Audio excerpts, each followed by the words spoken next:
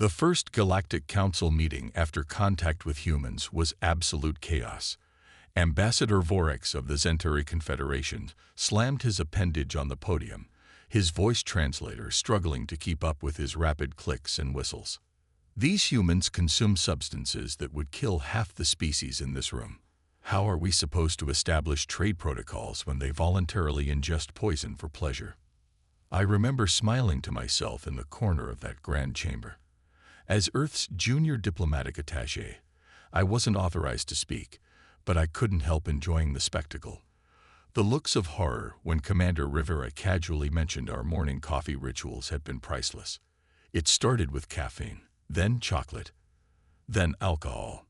With each revelation, the alien diplomats grew more agitated. The final straw was when they discovered our love for capsaicin, spicy food. The concept of eating something that causes pain for enjoyment was simply too much. That was 3 years ago. Now, as I stand on the observation deck of humanity's first interstellar trading post, watching alien ships dock by the dozens, I can't help but laugh at how things turned out. Shipment from Proxima Centauri just arrived. Director Patel, my assistant, calls out. Another record order. 10,000 units of hot sauce and 20,000 chocolate bars. What began as diplomatic confusion had transformed into the galaxy's most unexpected cultural exchange. Turns out, what's poison to one species is a delicacy to another, and sometimes a medicine. The capsaicin that burns our tongues. It's a revolutionary pain reliever for the crystalline Ardaxians. Chocolate contains compounds that extend Moravian lifespans by decades. And coffee? The Zentari discovered it cures a genetic disorder that had plagued their species for centuries. We really should have seen this coming, Dr. Nishimura told me last week at the research facility. Throughout human history, most of our medicines started as poisons in the right dose. We just never imagined the same principle would apply across species. I walked through the bustling trading floor, past stalls where alien merchants haggle over bottles of tequila and bags of spicy chips. Humanity hasn't developed faster than light travel or gravity manipulation, but we've become the galaxy's favorite supplier of exotic consumables. Not everyone's happy about this arrangement. The old guards in the Galactic Council see our trading success as a threat to their influence. Rumors of new regulations targeting hazardous substances have been circulating. Some say there's a shadow movement to classify human foods as controlled substances. I'm heading to meet with a Zentari informant tonight. Someone high in their government who claims to have information about a plot against Earth's interests. The message I received was cryptic but urgent. They're not afraid of what you eat. They're afraid of what you are. As I prepare for the meeting, checking my hidden recorder and secure communication device, I can't shake the feeling that our little culinary quirk has uncovered something much bigger about humanity's place among the stars. Something that has the most powerful beings in the galaxy deeply troubled. The truth, I suspect, is about to get a lot spicier than even humans can handle. The back alleys of Nexus Station aren't meant for humans. The atmospheric mix skews heavy on nitrogen. The gravity fluctuates unpredictably, and the lighting is calibrated for species with entirely different visual spectrums. I adjust my breathing apparatus and check the small weapon concealed in my boot. Not standard diplomatic equipment, but Commander Rivera didn't send me here to play by the rules. 5 years in the diplomatic corps doesn't prepare you for this kind of work, he told me before I left Earth. But your background in xenobiology gives you an edge. You understand what makes these species tick, and what makes them sick. The commander's words echo in my mind as I navigate the twisting corridors. My diplomatic title is mostly cover these days. As humanity's exports became more valuable, sabotage attempts and information warfare followed. Someone needed to protect our interests from the shadows. I reached the meeting point, a small establishment that caters to multiple species, each in separated atmospheric chambers connected by transparent barriers. The Zentari informant, Kizit, occupies a misty booth in the corner. His crystalline exoskeleton gleams dully under the blue lights. Director Patel, he clicks, voice translator converting his speech to English. You came alone, brave or foolish. Just practical, I reply, sliding into the seat across from him. Now tell me, what has the council so worried about humans? Kizit's feeding appendages twitched nervously. It started with your biological resilience. Species capable of consuming toxins often develop other resistances. The council commissioned a study after the coffee incident. The results were disturbing. He slides a data crystal across the table. Humans metabolize compounds that would kill most sentient life. Your nervous systems can withstand pain that would drive others to madness. Your reproductive cycle is absurdly efficient compared to galactic standards. But the most troubling discovery was about your adaptive potential. I pocket the crystal casually, though my heart races. What about it? The study suggests humans are still evolving. Rapidly. Most advanced species reach evolutionary stability. You haven't. Every new planet, every new challenge, your kind adapts. The council fears what you might become if exposed to certain environments or substances. This explains the sudden interest in restricting human movement throughout the galaxy. It wasn't just about trade competition. There's more, Kiz continues, leaning forward. Your spicy foods contain compounds similar to a banned weapon from the last galactic war, one that destroyed entire civilizations. Yet humans not only tolerate it, but crave it. This has military implications. Before I can respond, a shadow falls across our table. I look up to see a tall figure in the distinctive armor of the Council Enforcement Division. How unfortunate, the figure says, voice modulator creating perfect, emotionless standard galactic. A diplomatic breach of this magnitude will have consequences for Earth. Kizit's exoskeleton pales, a sign of extreme distress in Centauri. You were followed, he clicks frantically. I move for my concealed weapon, but the enforcer is faster, activating something on his wrist. The atmosphere in my chamber begins to shift, taking on a sickly green tint. A specialized neurotoxin, the enforcer explains calmly, designed specifically for human physiology based on our recent research. You've forced our hand, Director. I feel my muscles beginning to seize as the gas fills my lungs. But something unexpected happens. Instead of paralysis, a strange warmth spreads through my chest. My vision sharpens, my mind clears. The enforcer's posture changes, confusion evident even through the armor. Impossible, I hear through suddenly enhanced hearing. The dosage is lethal to any carbon-based life. I smile despite the situation. It seems the Council's research wasn't as thorough as they thought. They hadn't factored in my weekend hobby, competitive chili eating. Years of capsaicin abuse had changed something in me, something that was now saving my life. About those military implications, I say, rising to my feet as the enforcer backs away in visible alarm. I think we just found one.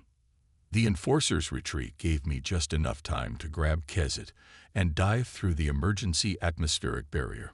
Alarms blared across the station as we stumbled into a maintenance corridor, my newly enhanced senses overwhelming me with input. This way, Kizit chittered, his crystalline form reflecting the emergency lights in dizzying patterns. I have a secure communication node 3 sections down.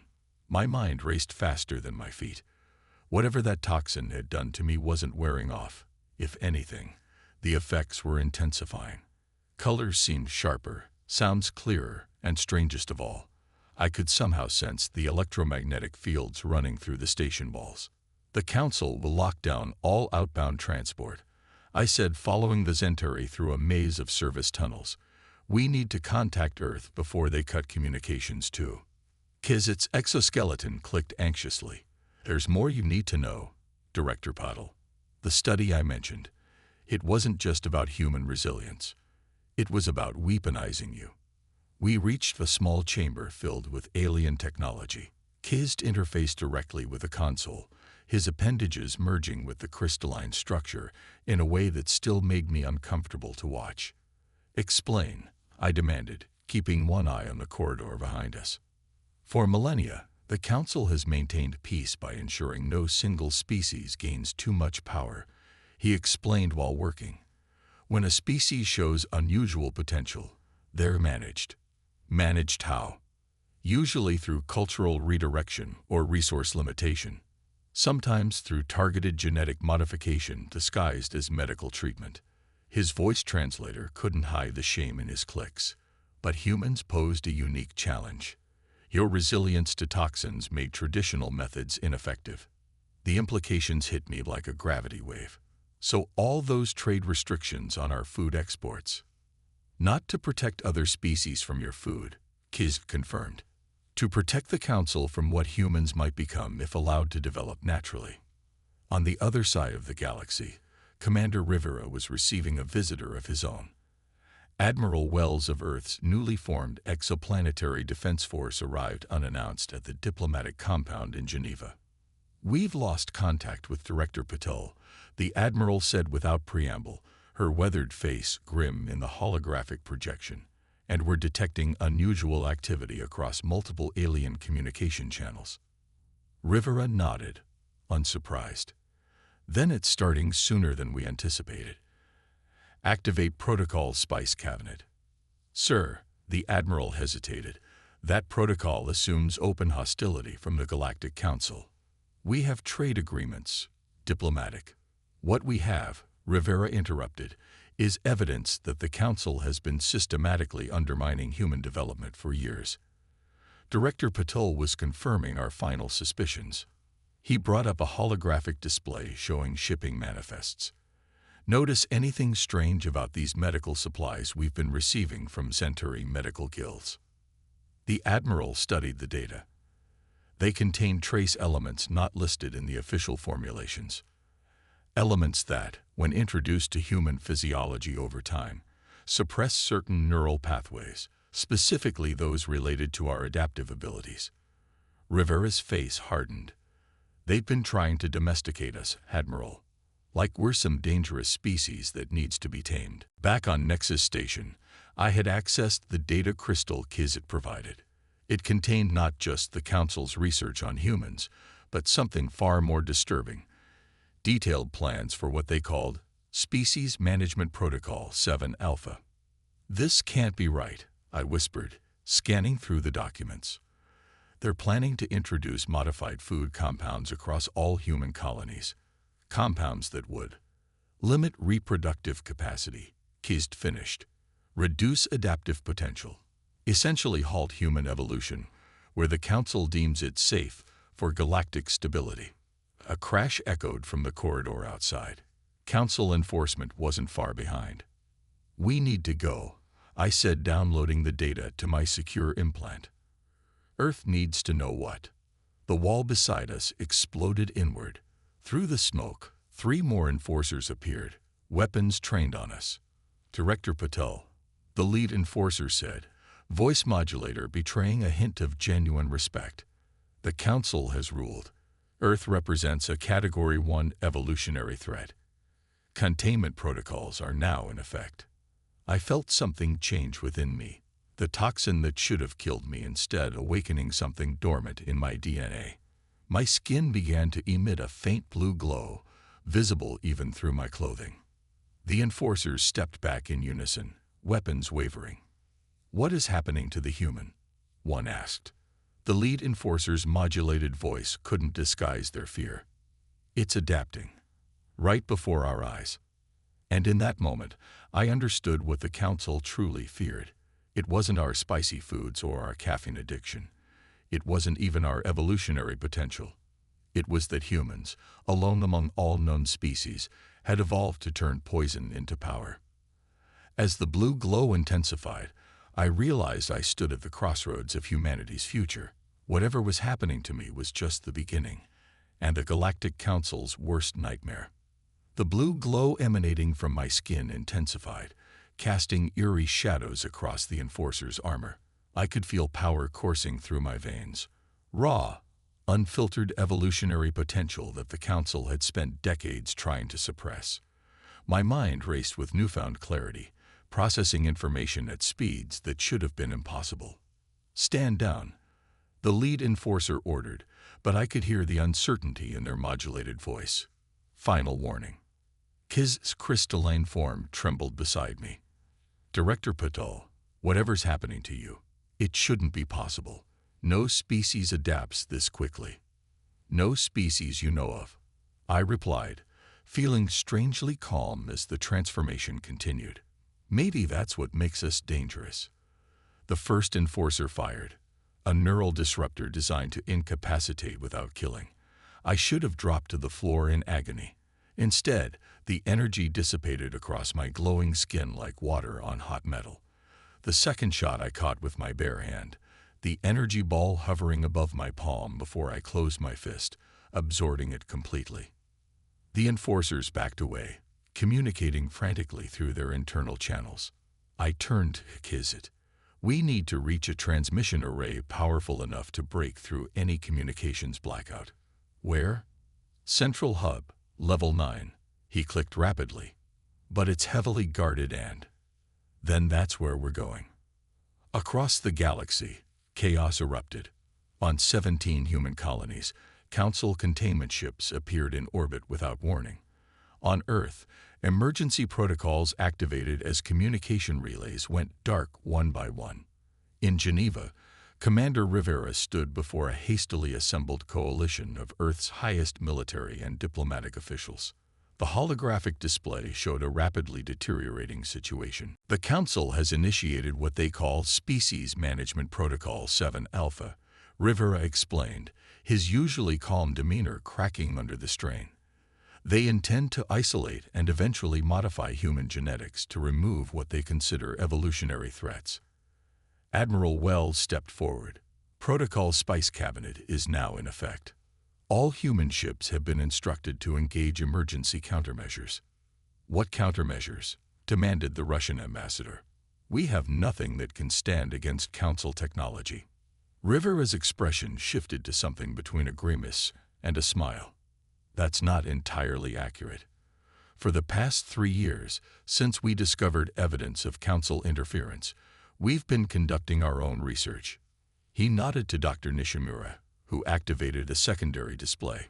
We discovered that certain compounds in everyday human consumables, capsaicin, caffeine, theobromine, have been subtly altering human physiology when consumed regularly. The Council tried to limit our exposure, thinking these were making us unpredictable. But they fundamentally misunderstood what was happening. The doctor pulled up molecular structures that shifted and evolved on screen. These compounds don't just affect our nervous systems temporarily. They're triggering ancestral genetic pathways that have been dormant for millennia.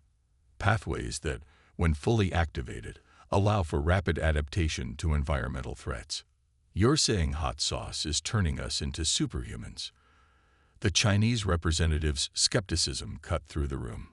I'm saying, Dr. Nishimura replied evenly, that what the Council fears most has already happened.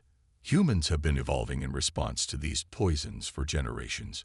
What they intended as control mechanisms, we turned into evolutionary accelerants.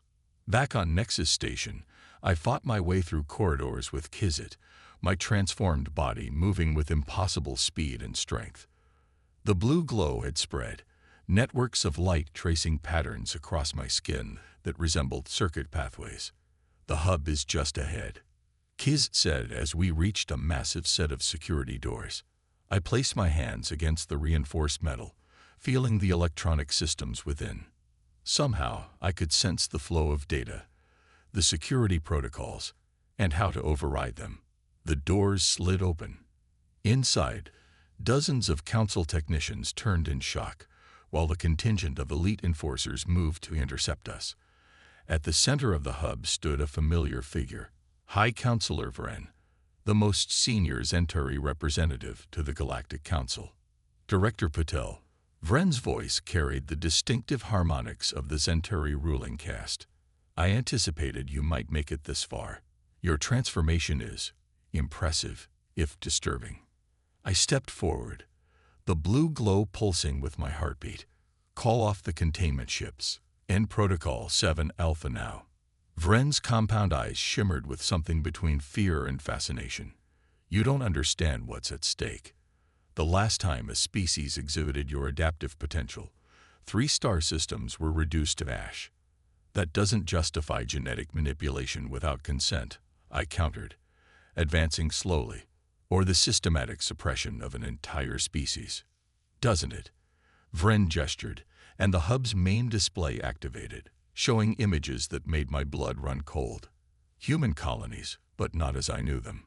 Humans with glowing skin like mine, eyes blazing with power, tearing through alien defenses like paper. These transmissions are coming in from your colonies where containment has failed, Vren said quietly. The compounds we tried to restrict, they're acting as catalysts. Every human exposed to our containment measures is transforming, just as you have. I stared at the footage in horror and wonder, what's happening to us? Evolution, Director Pottle. Rapid, uncontrolled evolution. Vren's voice held no triumph, only resignation. Your species is awakening capabilities that should have taken millions of years to develop naturally. The hub suddenly shuddered as alarms blared throughout the station. A technician turned to Vren in panic. High Counselor, we're detecting multiple unidentified vessels emerging from jump points throughout the system. They're human ships, but they're not in our registry. The main display shifted to show a fleet of vessels, unlike any Earth had officially produced. Sleek, powerful ships that pulsed with the same blue energy now flowing through my veins. Impossible, whispered Vren. Human technology isn't this advanced. But I knew, somehow, what these ships were. The knowledge came to me as naturally as breathing, flowing through the new pathways in my mind. You're wrong, I said, watching as the mysterious fleet took up defensive positions around human transport vessels. These aren't just human ships, they're part of us. As if in response to my words, a transmission cut through all Council communication channels. A familiar voice filled the hub. This is Commander Rivera of Earth Evolutionary Defense. We are aware of Protocol 7 Alpha and have initiated appropriate countermeasures. Stand down your containment vessels immediately. Vren turned to me, genuine fear now evident in his alien features. What have you done? The blue glow around my hands intensified as I felt something fundamental shifting within me, within all of humanity across the stars. The poison the Council had feared was becoming something else entirely. We didn't do this, I said quietly. You did. You tried to cage what you didn't understand. And now, the station shuddered again, more violently this time. Warning sirens blared as system after system began to fail. High Counselor, a technician's panicked voice cut through the chaos. The station's core systems are being overridden. Something is in our network, something alive. All eyes turned to me as blue energy arced between my fingertips, connecting to the station's systems. But it wasn't me controlling this power, not consciously. It was something deeper, more primal. Humanity's collective evolutionary response to a threat. In that moment, poised between diplomacy and war, between humanity's past and its uncertain future, I realized the terrible truth. What the Council had feared all along wasn't that humans could consume poison. It was that we could become it. 3 months after what historians now call the Nexus incident, I stand before the reformed Galactic Council.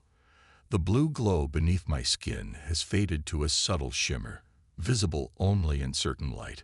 Around the circular chamber, representatives from 100 worlds watch with a mixture of caution and newfound respect. The terms of the Human Evolutionary Accords are non-negotiable. Commander Rivera states firmly beside me. No species shall interfere with the natural development of another. No genetic manipulation without explicit consent, and full disclosure of all previous attempts at species management. High Counselor Vren, now serving in a diminished capacity, inclines his crystalline form in reluctant agreement. The Council acknowledges its miscalculation regarding human potential. The accords will be ratified.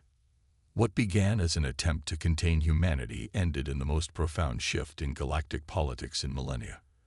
When human ships neutralized the containment fleet without firing a single destructive shot, simply bypassing their systems with our newly evolved abilities.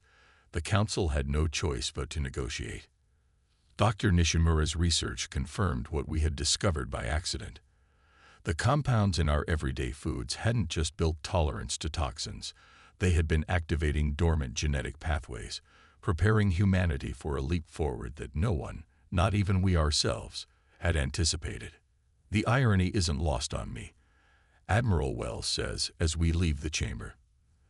They tried to poison us slowly, and instead gave us the key to our own evolution. Back on Earth, human society grapples with its new reality. Not everyone has transformed. The changes seem to require both genetic predisposition and significant exposure to the catalyst compounds. Those who have changed, like me, work closely with scientists to understand our new abilities and their limitations. Kizit, now Earth's first Centauri citizen refugee, leads the research team studying interspecies adaptation. What happened to humans might be possible for others, he tells me during our weekly check-in. Not as dramatically, perhaps, but the principle is sound.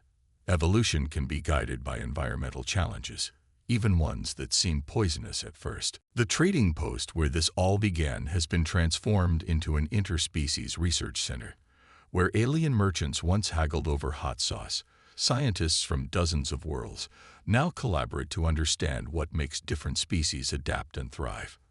I still remember the taste of that first cup of coffee I shared with alien diplomats years ago, the looks of horror on their faces as I sipped what they considered industrial-grade solvent. None of us could have imagined where that moment would lead. In my quarters, I keep a small bottle of the hottest hot sauce from my hometown in New Mexico. Not as a weapon or a symbol of human resilience, but as a reminder of how relative our perceptions are. One species' poison is another's pathway to transformation. The universe, it turns out, is full of substances that can kill you or change you forever. The difference isn't in the substance itself, but in how you adapt to it. Humanity's greatest strength wasn't our ability to consume poison. It was our ability to transform it into something else entirely. Possibility. As I look out at the stars from my window, I wonder what other challenges wait for us out there, and what we might become in facing them. Whatever poisons the universe has in store, I know now that humans will not just survive them. We'll make them part of our story.